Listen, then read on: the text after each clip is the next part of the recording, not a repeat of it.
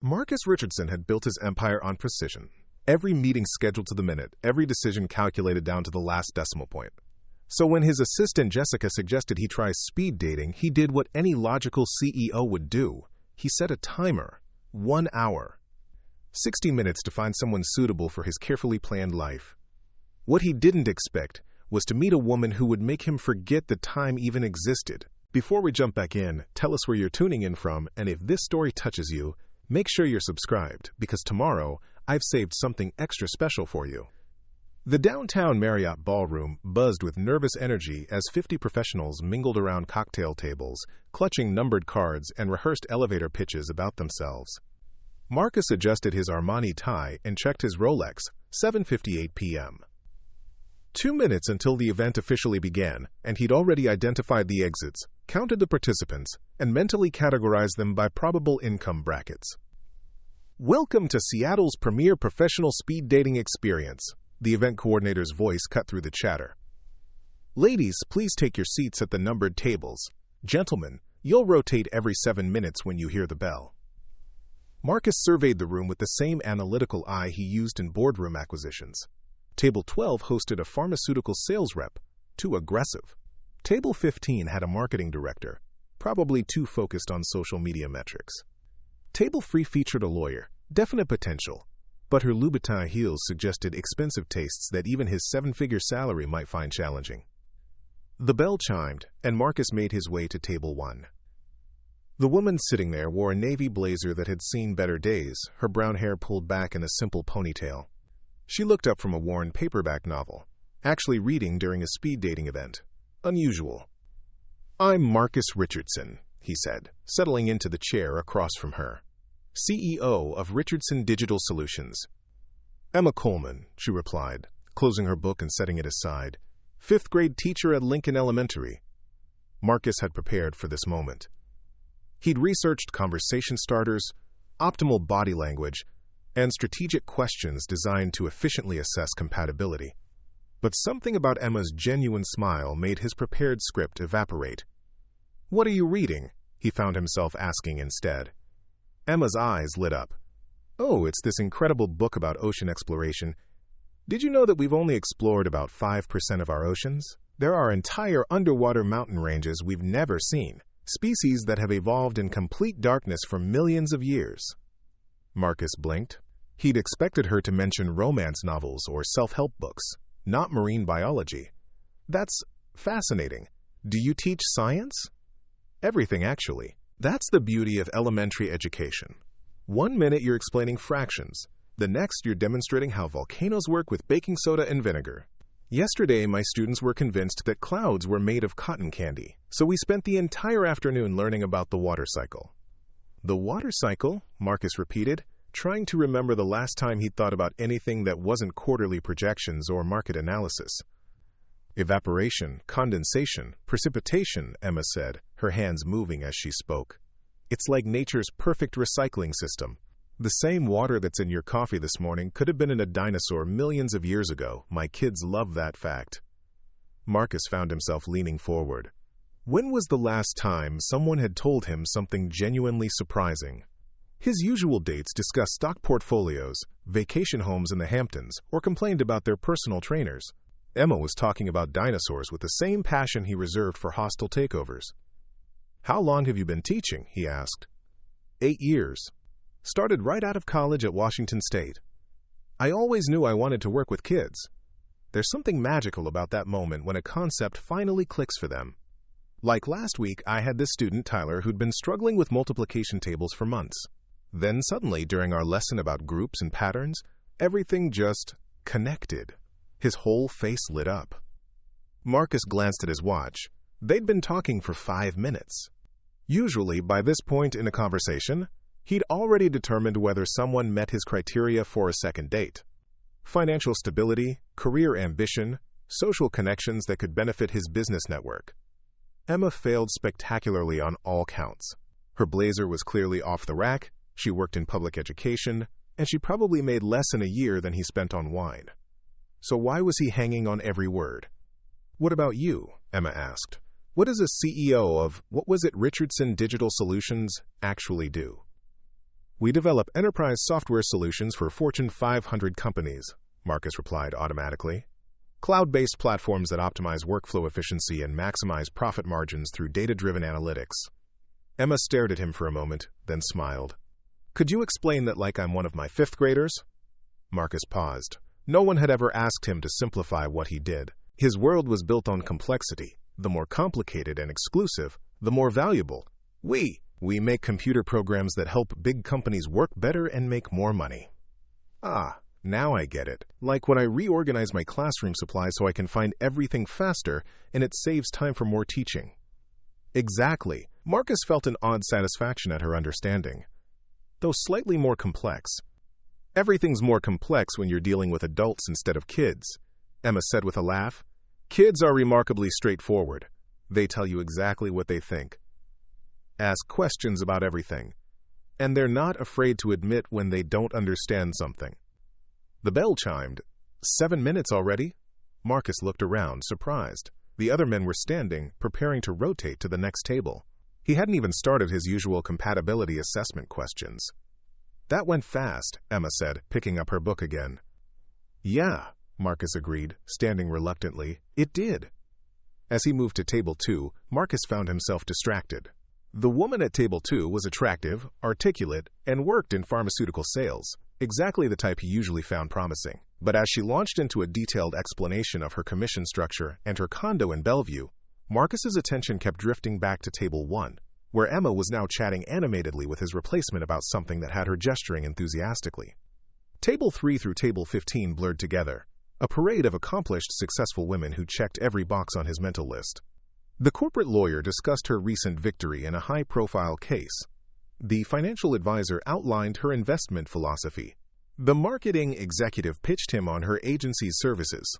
All perfectly suitable. All utterly forgettable. By the time he'd completed the circuit, Marcus realized he'd been going through the motions.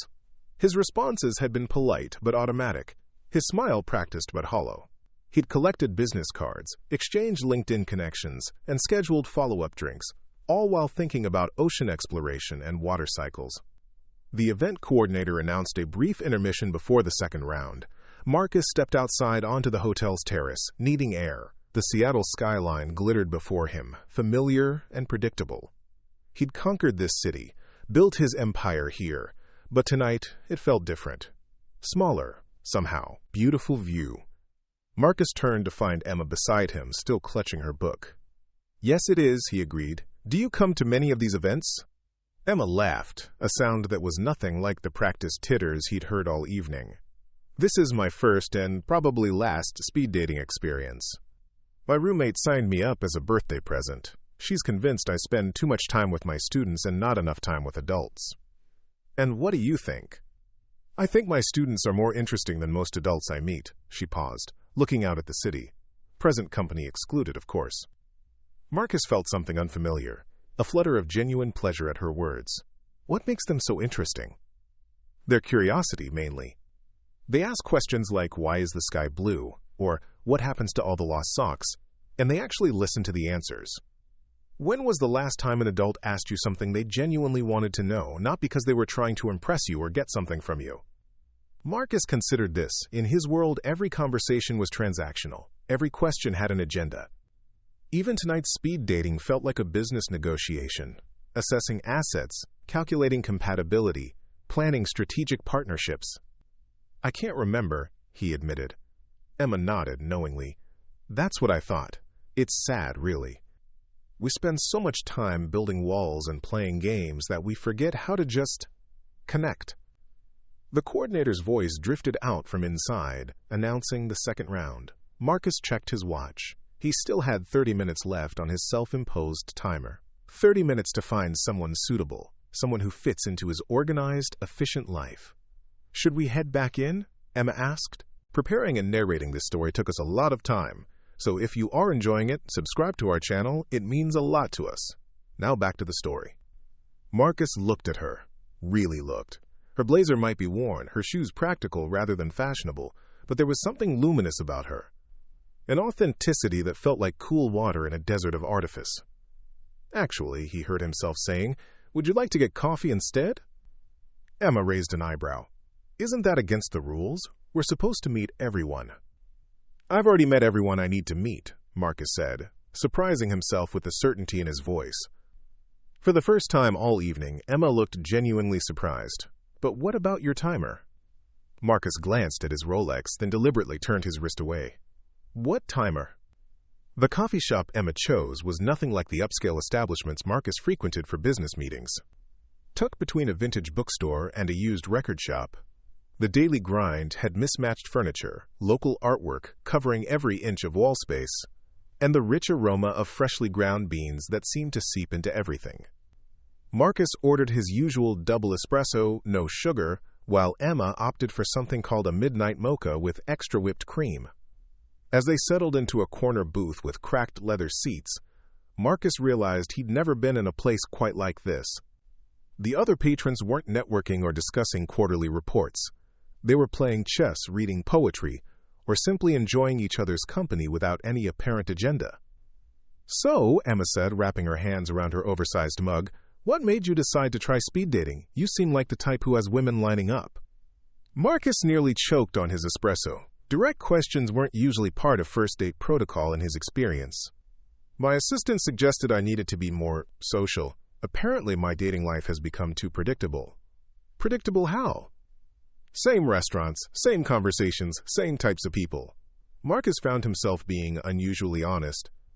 Jessica, my assistant, said I was treating dating like a merger acquisition, assessing assets, calculating compatibility ratios, negotiating terms. Emma laughed, but not mockingly. Were you? Absolutely. I had a spreadsheet. A spreadsheet? For dating? Color-coded. Green for high compatibility, yellow for moderate potential, red for incompatible. Marcus couldn't believe he was admitting this.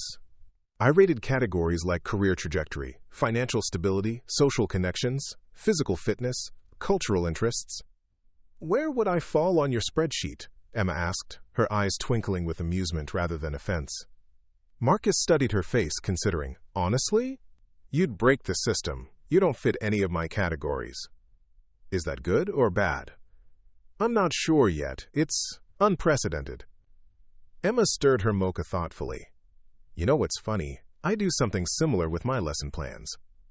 I categorize my students by learning styles, attention spans, and academic levels. But the magic happens when a kid surprises me, when they learn in a way I never expected. Those are always my favorite teaching moments. You compare dating to teaching? Everything's connected if you look close enough. Take Tyler, the boy I mentioned who struggled with multiplication. I spent weeks trying traditional methods. Flashcards, repetition, timed tests. Nothing worked. Then one day during art class, he started arranging crayons in groups while drawing. That's when it clicked. He was a visual learner who needed spatial relationships, not abstract numbers.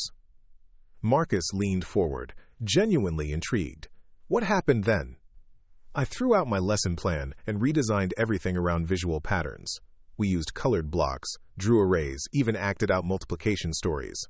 Within a month, Tyler was helping other students who were struggling. You abandoned your entire curriculum for one student? I adapted it for all my students. Tyler's breakthrough helped me realize that half my class learns differently than I'd been teaching. Sometimes the best discoveries happen when you stop following the plan and start paying attention to what's actually happening. Marcus sat back, processing this. His entire business philosophy was built on following plans, sticking to strategies, minimizing variables. The idea of abandoning a proven system because of one unexpected outcome seemed reckless. Yet Emma spoke about it as if it were the most natural thing in the world. Doesn't that create chaos? How do you maintain control? Control is an illusion, Emma said simply. You can plan all you want, but kids are going to surprise you. Parents will challenge you. The copy machine will break down 5 minutes before you need 30 worksheets. The real skill is learning to adapt, to find opportunity in the unexpected.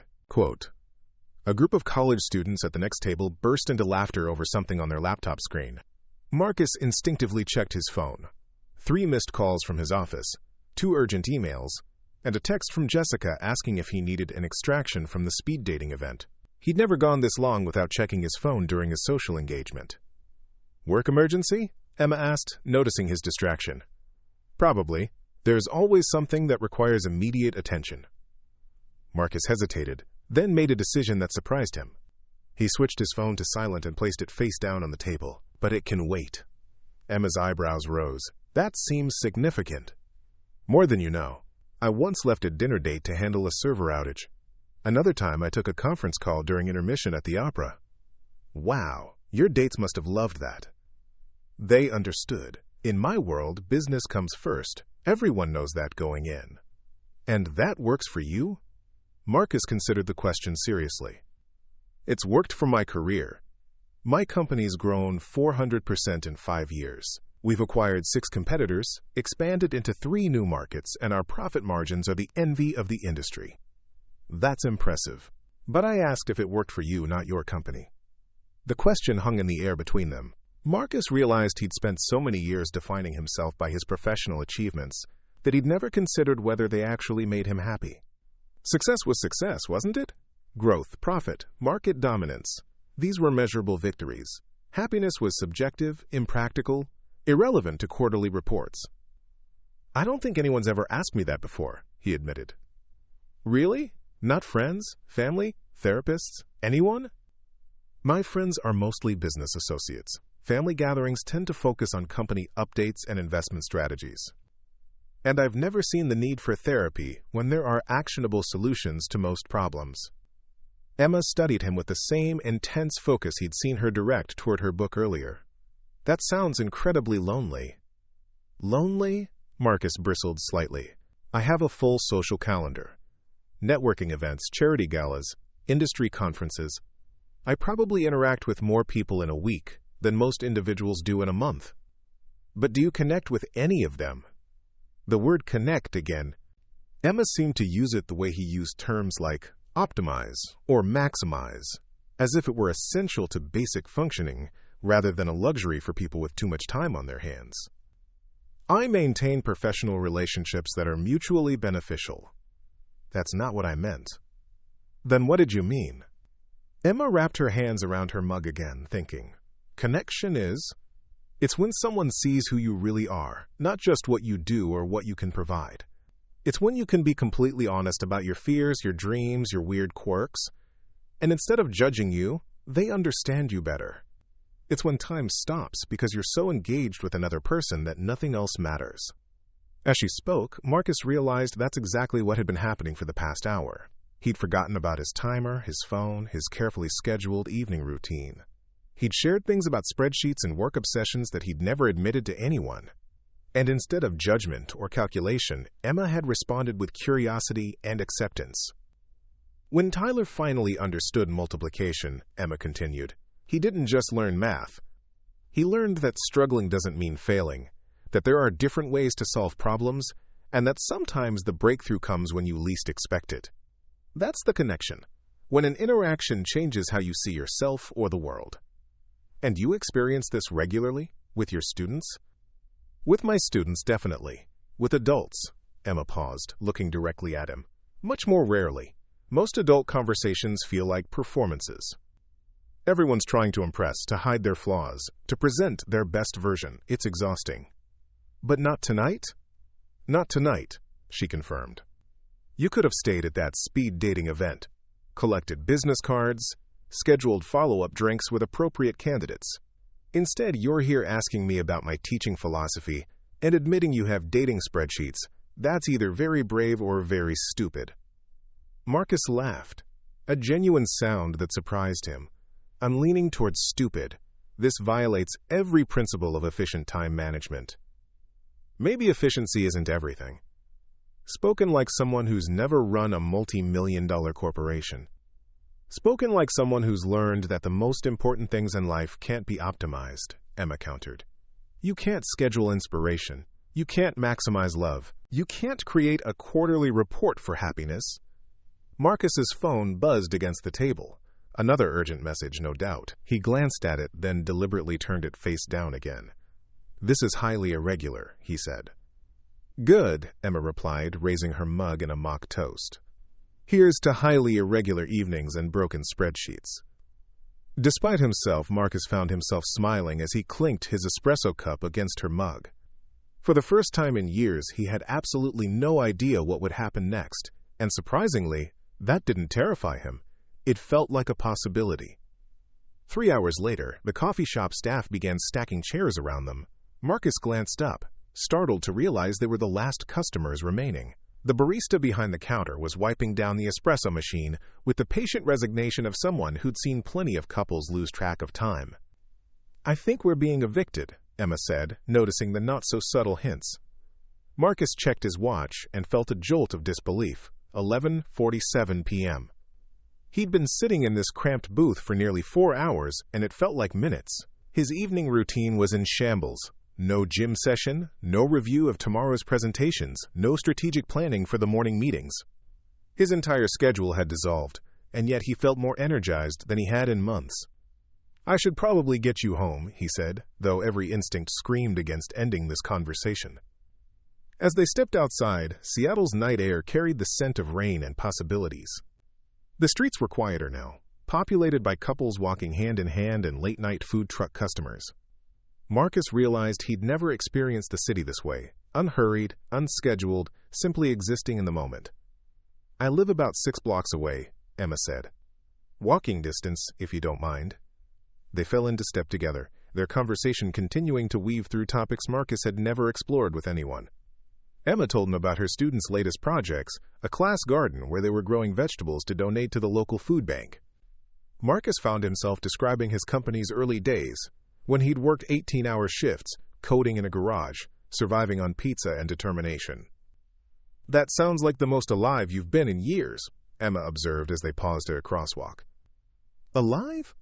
"When you talked about those early days, your whole demeanor changed. You stopped using corporate speak and started telling stories. Your eyes lit up." Marcus considered this. It was terrifying and exhilarating simultaneously. Every day felt like we were building something that mattered, something that could change everything. The uncertainty was part of the excitement.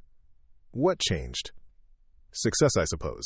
Once we proved the concept worked, it became about scaling, optimizing, maximizing returns. The uncertainty became a liability rather than an adventure. They resumed walking, passing under streetlights that cast elongated shadows on the sidewalk. Emma's question lingered in Marcus's mind. When had he stopped feeling excited about his work? When had building something meaningful transformed into simply managing what already existed? "Can I ask you something personal?" Emma said as they turned onto her street. "After tonight, I think we've moved well past formalities. Why are you really single? And don't give me the focused on career response. A man who builds spreadsheets for dating clearly wants to find someone, so what's the real obstacle?" Marcus slowed his pace, buying time to formulate an honest answer. "I think I've been looking for someone who fits into my existing life rather than someone who might inspire me to build a different one. And how's that working out?" "Poorly, apparently. I've dated successful, intelligent, accomplished women who checked every logical box, but sitting across from them at dinner felt like conducting a pleasant business meeting. Efficient, productive, utterly forgettable." They stopped in front of a modest apartment building with a small garden in front. Even in the dim streetlight, Marcus could see Emma's touch in the carefully tended flower boxes and the small hand-painted sign reading, "Welcome, friends." "This is me," she said, but made no move toward the door.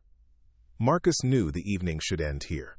A gentleman would thank her for the lovely time, perhaps suggest meeting again soon, then return to his penthouse apartment and his predictable routine. Instead, he heard himself asking, "What happens now?" "I don't know," Emma admitted. "This wasn't exactly planned, was it?" "Nothing about tonight went according to plan." "Is that a problem for you?" Marcus looked at her standing in the soft glow of her porch light, her hair slightly mussed from the evening breeze, her eyes bright with something he couldn't quite name. Everything logical told him this was impractical. She lived in a world of classroom supplies and modest salaries. He inhabited boardrooms and private jets. Their lives had no natural intersection points. But logic hadn't governed this evening, and for once, that felt liberating rather than chaotic.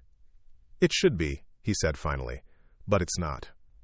Emma smiled, the same genuine expression that had first caught his attention hours ago. "Would you like to know what I think?" "Please." I think you've spent so long optimizing your life that you've forgotten what it feels like to actually live it, and I think tonight scared you because you remembered." Her words hit with unexpected accuracy. Marcus had built his success on control, predictability, measurable outcomes. Tonight had offered none of those things. Yet it had been the most engaging evening he'd experienced in years. "You might be right," he conceded. "I'm definitely right. The question is what you're going to do about it." Marcus stepped closer, close enough to see the flecks of gold in her brown eyes. "I have no idea. This isn't a situation I can solve with market analysis or strategic planning." Maybe that's the point. Maybe some things are supposed to be uncertain. That's a terrifying concept for someone who's built his entire life around eliminating uncertainty. "The best things usually are terrifying at first," Emma said softly. "Ask any of my students about learning to read, or riding a bike, or making their first friend. The scary stuff turns out to be the most worthwhile." A car passed by, its headlights briefly illuminating them both before returning them to the gentle darkness. Marcus realized he was standing at a crossroads that had nothing to do with street corners, and everything to do with the kind of person he wanted to be. "Emma," he said, his voice quieter than usual. "Yes? Would you have dinner with me tomorrow night? Somewhere completely unplanned, with no reservations, no predetermined agenda, and definitely no spreadsheets?" Her laugh was like music. "That sounds absolutely perfect. But I have one condition." "Name it." "Leave your watch at home." Marcus looked down at his Rolex, the same watch that had governed his evening, his days, his entire adult life. The thought of navigating an entire evening without its constant presence felt radical, almost rebellious. "Deal," he said, surprising himself again. Emma reached out and touched his hand briefly, a simple gesture that sent warmth shooting up his arm. "Good. I'll pick the place, somewhere you've probably never been." "Should I be worried?" "Probably, but I think you're ready for a little worry in your life." As Marcus walked back toward downtown, his mind raced with all the ways this evening defied logic. Emma challenged everything he thought he knew about compatibility, about success, about what made a life worth living. She earned a fraction of his salary, lived in a tiny apartment, and drove a car that was probably older than some of his employees. By every metric he'd previously used to evaluate potential partners, she was completely unsuitable. But she had made him laugh genuinely for the first time in months. She had listened to his corporate achievements without being impressed by them, and somehow that felt more valuable than all the admiration he'd received from women who saw dollar signs when they looked at him. She had challenged his assumptions without making him feel defensive, and inspired him to question choices he'd never thought to examine. Most importantly, she had made 4 hours feel like 4 minutes, creating a pocket of time where nothing existed except their conversation and connection. Marcus pulled out his phone to call his driver, then paused. Instead, he hailed a taxi, something he hadn't done in years. As the cab wound through Seattle's late-night streets, he stared out at the city lights and realized that for the first time in his adult life, he was looking forward to something that couldn't be optimized, scheduled, or controlled. Tomorrow night he would meet Emma somewhere unplanned, without his watch, without his usual armor of efficiency and predictability. The thought should have terrified him. Instead, it felt like the beginning of everything he hadn't known he was missing. When Marcus finally reached his penthouse apartment at 12:43 a.m., he did something unprecedented. Instead of reviewing his schedule for the following day, he sat on his balcony overlooking the city and simply thought about Emma's laugh, the way her eyes lit up when she talked about her students, and how natural it had felt to abandon his carefully constructed evening plans for the unknown adventure of getting to know her. The next morning arrived with the jarring buzz of his 5:30 a.m. alarm. Marcus rolled over, momentarily disoriented by the unfamiliar sensation of having stayed up past midnight without working. His assistant Jessica would arrive at 7 a.m. with his usual briefing materials, expecting him to be dressed, caffeinated, and mentally prepared for another day of calculated decisions. But as Marcus stood under the marble rainfall shower in his master bathroom, his thoughts kept drifting back to Emma's apartment building with its hand-painted welcome sign and carefully tended flower boxes. The contrast between her humble home and his sterile luxury penthouse felt stark in the morning light. His apartment, featured in Architectural Digest 2 years prior, suddenly seemed more like a museum than a place where someone actually lived. During his usual breakfast of steel-cut oats and precisely measured supplements, Marcus found himself wondering what Emma ate in the mornings. Did she have time for breakfast between preparing lesson plans and getting to school? Did she drink coffee from chipped mugs while grading papers, or grab something quick from the teacher's lounge? "Good morning, Mr. Richardson." Jessica's voice cut through his reverie as she entered his kitchen with her trademark efficiency. "The Morrison acquisition documents are ready for your review, and the board meeting has been moved to 10 a.m. instead of 9:30. Also, how did the speed dating event go? Any promising prospects?" Marcus paused, coffee cup halfway to his lips. How could he possibly explain last night to Jessica, who had witnessed his methodical approach to every aspect of life for the past 3 years? How could he describe the way time had ceased to exist in that cramped coffee shop booth, or the electricity he'd felt when Emma had touched his hand? "It was educational," he said finally. Jessica raised an eyebrow but didn't press. "Should I expect any follow-up dates?" "Actually, yes. Tomorrow night. But don't put it in the calendar." "Sir?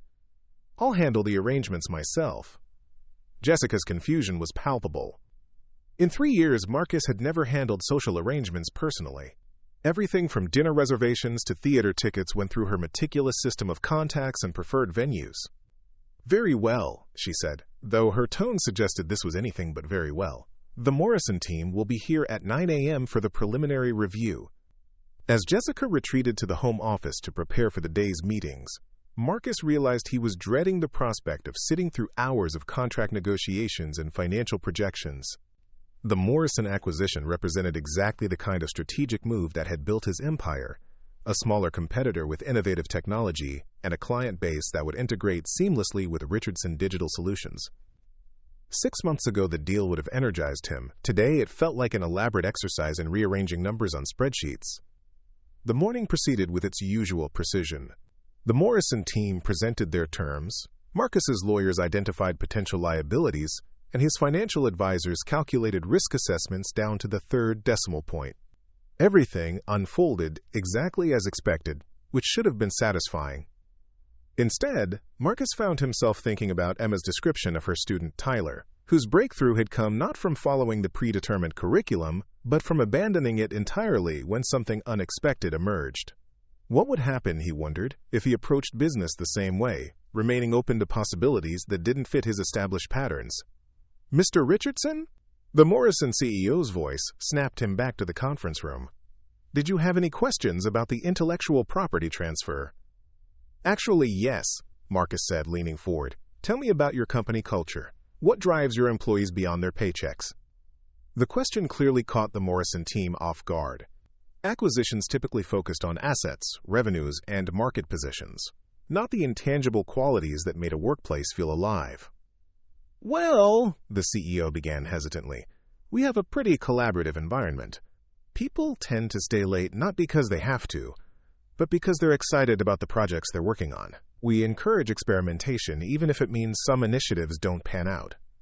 "How do you measure success when initiatives don't pan out?" "We look at what we learned, how it improved our processes, and whether it led to unexpected discoveries. Some of our best innovations came from projects that technically failed, but opened doors we didn't know existed." Marcus nodded, thinking of Emma's willingness to throw out lesson plans when her students surprised her.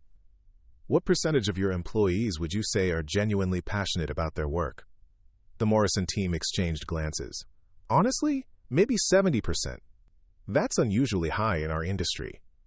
Marcus thought about his own company. How many of his 200 employees arrived each morning excited about their projects versus simply going through professional motions? He realized he'd never asked himself that question, despite spending countless hours analyzing productivity metrics and efficiency ratings. The meeting concluded with handshakes and promises to finalize terms by week's end, but Marcus felt unsettled in a way he couldn't quite articulate. As the Morrison team departed, he stood at his office windows overlooking Elliott Bay, watching ferries navigate between Seattle and the Olympic Peninsula. His phone buzzed with a text from an unknown number. "Hi, Marcus, it's Emma. Jessica gave me your number. Hope that's okay. I found the perfect place for dinner tomorrow. Fair warning, it's definitely not in your usual neighborhood. Looking forward to our unscheduled adventure. P.S. Don't forget about the watch." Marcus stared at the message, feeling that same flutter of anticipation that had kept him awake the night before. Emma had contacted Jessica to get his number, which meant his assistant now knew there was a woman in the picture, something that would undoubtedly trigger a full-scale investigation into Emma's background, social media presence, and potential compatibility with his lifestyle. He quickly typed back, looking forward to it, and the watch stays home. Then, in an impulse that surprised him, he added, "Fair warning, I might not be the same person you met last night. This is all pretty new territory for me." Her response came back almost immediately. "Good, the best adventures happen in new territory. See you tomorrow at 7 p.m. I'll pick you up. Just tell me your address." Marcus gave her his address, then sat back in his leather executive chair, trying to imagine Emma's reaction to his building's marble lobby, private elevator, and doorman who addressed residents as Sir and Madam. Would she feel intimidated, impressed, or would she simply see it as another interesting detail about someone she was getting to know? For the first time in his adult life, Marcus Richardson was about to embark on an evening with absolutely no idea how it would unfold. The uncertainty should have felt like chaos. Instead, it felt like coming alive. Up next, you've got 2 more standout stories right on your screen. If this one hits the mark, you won't want to pass these up. Just click and check them out. And don't forget to subscribe and turn on the notification bell so you don't miss any upload from us.